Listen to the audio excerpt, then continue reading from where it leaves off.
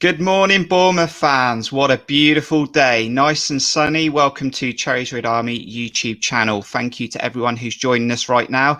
It's 45 minutes till kickoff and we're here for Lineups Live. I've got a AFC Bournemouth guest with me as usual. Let's get Morgan into the room. How you doing, Morgan? Yeah, all good, thanks, Kurt. Let's hope we can push on today and get the 3 points and the job done. So yeah, looking forward to this one. And in the press conference yesterday, before we get stuck into the lineups, Morgan, Jonathan Woodgate said he was going to stick into a formation that was going to work between now and the end of the season and get some continuity going and some positivity. Yeah, I think that's really important to had to squad him for him to come out and say that. I think that's quite brave.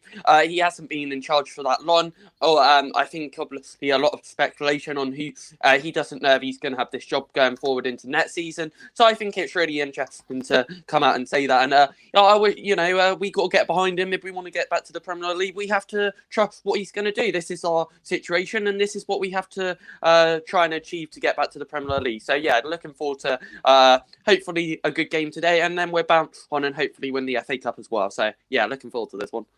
A couple of extra coaches in now as well that have been able to work on the training ground since the last match, Joe Jordan and Gary O'Neill. Can that help us? I don't think it's a bad thing, to be honest with you. I think considering some of the that we have had quite a lot of defensive coach mindset, I think this could be a positive. I don't know too much about them. I'm not going to sit here and say I know heaps about them, but it can't be a bad thing considering the situation we're in. Because if we were in a better situation, we might not be appointing backroom staff all over the place. So hopefully that will help us, and then we'll gain some confidence, and hopefully we'll win and we'll keep winning and we'll get back to where we want to be. So yeah, looking forward to it. Right, before we get stuck into the lineups live and have a look at both teams, thank you for subscribing if you have this week. If you're already a subscriber, thank you for continuing to support our channel. If you haven't subscribed yet, do that right now and you'll enjoy some AFCB content. Also, make sure you hit that like button as well. Let us know if you enjoy what we're talking about as we prepare for kickoff. Now, like we always do, let's get stuck into the lineups, and we always look at the opposition. A team in form, won the last 4 and only lost 1 in 10. And their team is Backman in goal. Firmina, Cathcart, Sirielta, Messina, Will Hughes, Chalobah, captain Tom Cleverley, Sarr, Joe Pedro, and Seymour. Now a team, as I said, Morgan, in form, and they're only outside the automatic places on goal difference. Yeah, absolutely, Kirk. So they're going to be a danger. We need to. The thing that concerns me, we were alluding to off air, is Sarr. I remember when we played the Hornets at Vicarage Road earlier in the season. That he called he's pacey, so we're going to have to be proud of that on the counter attack. Because Bournemouth like to play on the counter attack quite a lot. So yeah, we're going to have to be really on guard today. Yeah, hopefully we can keep this good Watford side, who always seem to follow us up and down the leagues, to fairly a quiet opportunity in front of Asmir Begovic's goal today. So yeah. A team that scored 18 goals in the last 10 games. They scored 3 against Blackburn in the week. They score 50% of their goals in the first half and 50% of their goals in the second half. That tells me we got to remain switched on for 90 minutes. What it tells me is that we need to score the first goal. I think that could be a factor. I think we need to get a goal and build some confidence and not just try and play out for the draw or whatever. Try and start early, get a couple of goals, then try and defend, then try and play on the counter-attack, get that third, maybe a fourth, maybe even a fifth. And then we can try and push on and do the basics right. Manage the game properly. It's called game management, because if you don't manage a game, we've seen time and time this season that we just try to play out for the 1-0 or a draw or whatever, and it just doesn't work. It just doesn't work at the moment. So that's what we got to try and do today. A player that goes under the radar and be an ultimate professional throughout his career, not the most technical gifted player, is Tom Cleverley, and we need to watch him because he will unlock things for Watford. But a player that's also come from Bournemouth, gone to Watford, not starting today, but Dan Gosling, if he does come off the bench, we've got to make sure we don't leave him space and an opportunity to score goals, because he scored plenty of goal for us. Yeah, he does, and the one that against Chelsea when he got that VAR goal a few seasons ago at Stamford Bridge, I was there, and it was just delightful. You could see how passionate he was about the club when he was a Bournemouth player, and he's going to feel the same at Watford. He's got nothing to show. He's going to want to turn up and have a field day. So yeah, if he, obviously I would be. I don't want him to have a terrible game, but obviously I don't want him to pop up and score the winner or even worse. So yeah, that's a good point, to be honest. Right, let's get stuck into our AFC Bournemouth team. Jonathan Woodgate's team today, the team he said he's going to go with, stick with, get some continuity for the next 14 games. Let's take a look.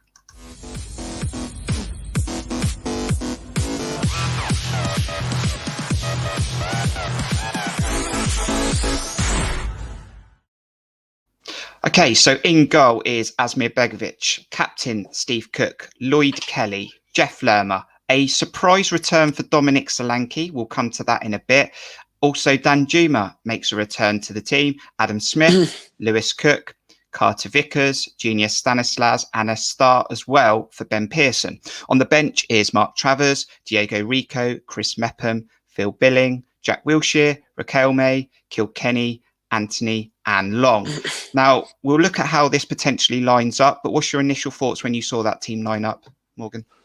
I'm a bit concerned why I haven't got any where Sam Surridge is. I haven't seen any. I'm sure someone can maybe in the chat or but I haven't seen anything in from what Woodgate said yesterday in his press conference. I haven't seen that he's injured. Maybe he's just fatigued. I'm not sure, but that concerns me a little bit because I think he's been a standout striker for us this season. But of course, to get Dom Solanke, who hopefully we're not sure on his match fitness, but hopefully he's been given the nod to lead the line. If we get 45 minutes, 60 minutes out of him, I'm happy with that. If he can chip in with a goal or two, that's even a bonus. So it's good. And then I think it's a back four. I think that's quite positive because a three just drives people mad. I just don't think a three suits AFC Bournemouth.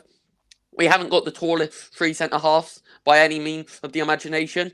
Of course, we got a beast of Steve Cook, but he's not the tallest. So I think it's better to play the back four. So yeah, and also just to add in there, Pearson back in the midfield today, I think that's massive. I think he brings a bit of anger and a bit of an aggression in a good kind of way. I think his descent got better throughout the championship, and that since he's got a bit older. So I think that could be another key factor today. I really do. Let us know what you think in the chat and how this formation will look, and we're going to try and break this down right now. So let's get it on the screen, and potentially it does look like a back four. There are three centre backs in there because Kelly could be classed as a centre back, but I think it will be a back four. It then could be a three ahead of them and then another three, so it could be a 4-3-3 or it could be a 4-2-3-1 with potentially Lewis Cook playing ahead of Pearson and Lerma being more advanced. Like you said, Ben Pearson, he came to us in January, got him for a snippet deal and played very well in the couple of games that he had, but has then sat on the bench in the two games that we've recently lost. Are you excited about seeing Ben Pearson in there? And does he give us another bit of bite with that attacking talent that Watford have? Of course he does. And I think what you got to remember, Kirk, if something isn't working in anything, especially football, you have to make changes. I don't want to see the same lineup week in, week out if it's not working. If it's working, fantastic. You don't change things at work. But I don't understand why. I think it's actually I alluded to earlier. I think just bringing Pearson back in might give us that bit of nitty grit and just put a bit of fight and energy into the midfield alongside Jeff Lerma, who's another guy like that, and also you got the more defensive mind of Lewis Cook, who can come up. Yeah, remember that goal that he scored against? I can't remember now. Top bin in what a strike it was. So we got more than quality, and then you look at Stanislas, who pops up with goals all over the place at the moment. Arnie on a good day can score, and then Solanke when he informed. Well, so it's exciting. It really is exciting, and another web. You can't really be too disappointed with that lineup. And like you said, Arnie Danjuma can win a football match at any point. That's why you sometimes keep him on the pitch. He did that in the season, got a late goal against Bristol City, got us back in the game against Birmingham. But he has been out of form, you'd have to say, since Christmas. Do we really need him in this next 14 games to turn up and be the player that he can be? I don't want to focus too much on individuals, or Kirk, if I'm honest with you. Of course, it would be brilliant if he could get maybe 7 goals and 10 assists. That would be brilliant, and I don't think that's being from what his talent holds, I don't think that's an unrealistic aim for Danjuma. But I need 11 people on that pitch today who want to play in an AFC Bournemouth shirt, who want to actually fight to get back to the Premier League. If they want to make moves next season, which I would imagine some of them might, that's up to them. But right now, we need 11 people who are paid by AFC Bournemouth to do a job and that's get us back to the Premier League. And that's all we need to concentrate. They should be set on mind. Today, okay, we think about today's game, then we think about the game we got in the week, then Saturday, then the week again. And that you take it one step at a time. Don't get too carried away. Think about the job in hand and you'll be fine. I think all this speculation about people moving isn't good for people's psychological health. So I understand what you're saying, but Danjuma, yeah, we need him to come in with a few goals, but right now, we need AFC Bournemouth we need everyone to fight and score a goal. And back at the top of that tree, Dom Solanke did very well at the start of the season, gained some confidence, got to 10, and everyone was thinking he's on the road here to 20. Had an injury, which is always natural in a long season. Does this feel a little bit like post-lockdown and putting all the expectation on David Brooks? Could this be another scenario? Could Dom Solanke feel that pressure? Yeah, I'm surprised actually to see him in the top starting. I would have bought him on the bench, off the bench, maybe 60 minutes in to try and make the game change if we need to, depending on how it's going. Woodgate said yesterday, I got it down in front of me, it was too early to see. It depends how he trained yesterday. Obviously, Woodgate said that he's fine, but I think it could be another David Brooks situation. You know, we know that David Brooks right now, he got another knock with his other ankle that he didn't have surgery on. So we know at the moment that Dom isn't firing at 110%, and maybe that's too much expectation. Sam Surridge, not sure what's happened to him. I don't know what we were having a bit of a chat off air. So again, but the only other option would be Shane Long. So, but yeah, obviously I'm happy to see Dom back in the team. I don't want any of my AFC Bournemouth players injured. But yeah, so yeah, hopefully it won't matter, Kirk. But in a couple of hours, we'll be saying that he scored a hat-trick. So some interesting chat, really enjoying the fan chat going on at the moment. Some good discussions, and we'll see what will happen in just over half an hour's time. Get your score predictions in then. Let's see how you're feeling ahead of kickoff in a sunny Bournemouth at the Vitality Stadium. And before we take those score predictions, let's just take a look at the table, Morgan, and see where we sit before kickoff. It's very balanced. You know, I would take a draw today, but potentially with results for Cardiff and Barnsley. Not difficult games, you'd say, but it is a championship. Anyone can beat anyone. But a point could still leave us in 8th position come 5 o'clock tonight. Yeah, and that's a really bit of a downer, but hopefully there's all this speculation, and hopefully I put it on Twitter not so long ago, Kirk. I think Bournemouth have got the best loyal players, well, maybe not so loyal, but they got the best technical players that we ever had at the club. I think that's fair to say.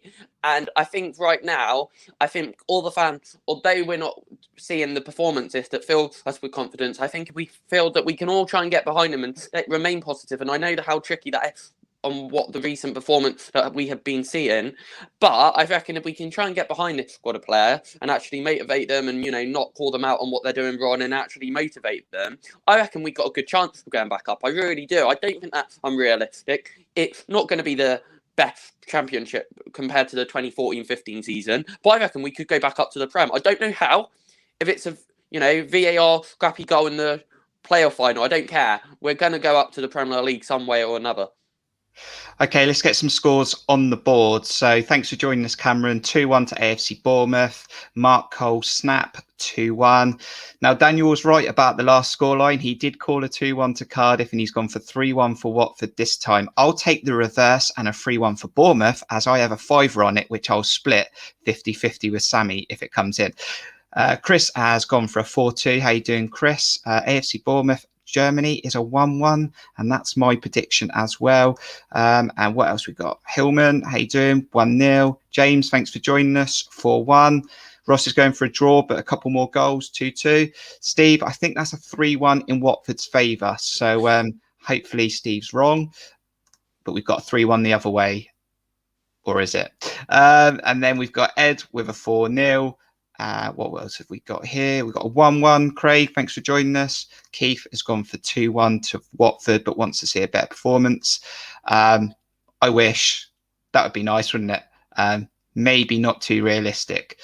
Charlie, how you doing? 3-2. We've got Dan as well, 2-1 to the Cherries, and a 3-2 from Matthew to Watford. But if we score some goals and we see a better performance, maybe that's something to build on as well. Rich is in there, 6-1. And Jeff, 2-1. Boscombe, good.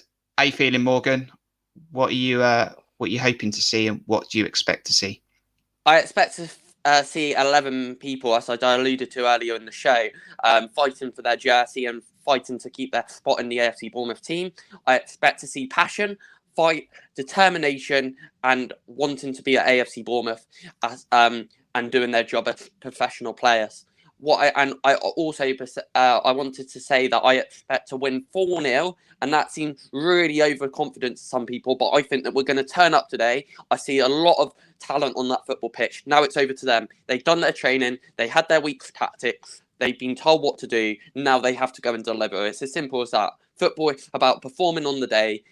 12:30, nice sunny day. Can't do much better than that. This is sunny Bournemouth, and by 5 o'clock tonight, we should be climbing back up and that table.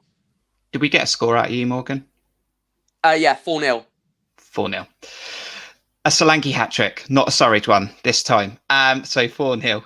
Right, what we got coming up then? Thank you for joining us. Make sure you hit that like button and subscribe to our channel for more content. So in the 80th minute, or roughly, I'm going to be going live. Just me. It's going to be a live watch along in the last knock-ins of the game, and hopefully we're still in it or winning it. So join me for that. And what we'll do is we'll mop up the match straight after with a man the match and some raw opinions, and join me in the chat to let me know what you think about the game. And then we'll see what's coming next week for the midweek games. But in 27 minutes time, we're going to be kicking off at home against Watford. Grab your drink, have some lunch, whatever preparation you've got ready. Morgan, thanks for joining me. Thanks very much indeed, mate. See you soon. Right, we need to do this now. 14 games to go. We need to start hitting some form and turning the tide and giving ourselves a chance at getting in the playoffs. Let's show some effort and some grit on the pitch, and maybe let's have at least a half decent performance. Come on, the boys. Let's do this. Let's get a result today. Up the Cherries. Thanks for joining us.